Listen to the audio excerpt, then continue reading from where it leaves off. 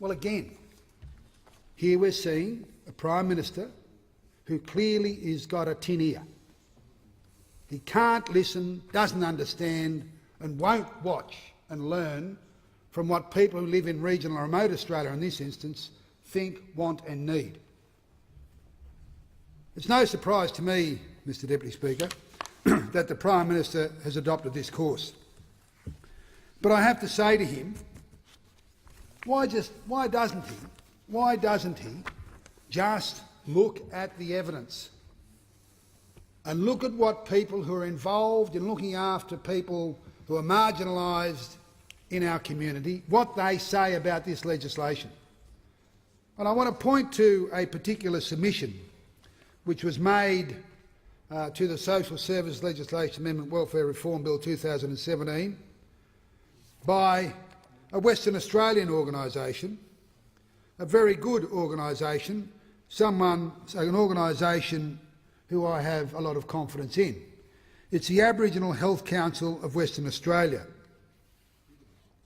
And they say, and I'll quote them, "We contend that the proposed changes outlined within the above schedules will not result in any significant decrease in alcohol and other drug use by those on welfare, or result in any significant savings by the Commonwealth Government, the intended aim of the bill." And that's what this is about. This is not about looking after the interests of Australians.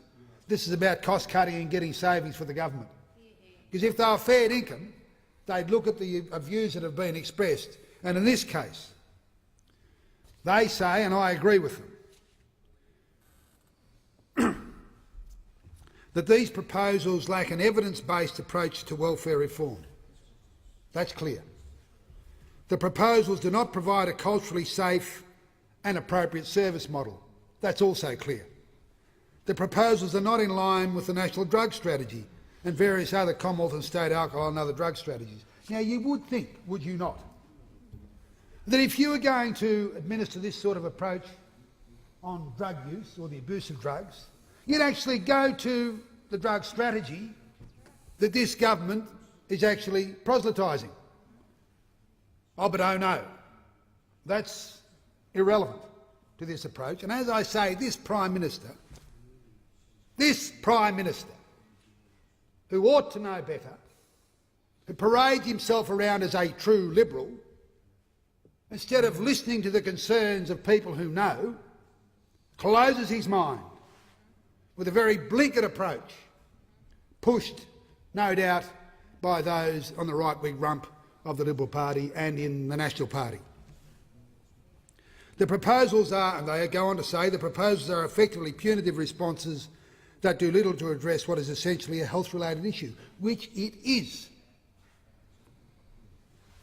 Drug abuse, misuse of drugs, alcohol abuse is largely a health-related issue. Alcohol and other drug dependency, as they say in their submission, is a health issue and requires primarily a health-focused response to address the needs of those people with complex needs. And therefore you would think that the government would do, if they accepted that proposition, which they clearly don't, that they'd adhere to the direction and investment in the strategies outlined in their own National Drug Strategy 2017 to 2026. Not this government. Not this government. You can say one thing on one day and another thing on another day, depending on who the audience is or what your purpose is. And this Prime Minister and his government have shown yet again how duplicitous they really are.